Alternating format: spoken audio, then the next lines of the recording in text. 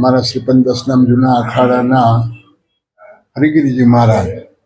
એ ઘણો સમયથી ભવનાથ મંદિરના મહંત તરીકે સરકારશ્રીએ નિયુક્ત કરી હતી અને બે વર્ષે કલેક્ટર દ્વારા જે હુકમ આવે છે તો આજે કલેક્ટર દ્વારા એક હુકમ આવ્યું કે ભાઈ 30 તારીખે 31 તારીખે મુદત પૂરી થાય છે અને એની અંદર મામલતદારની હસ્તક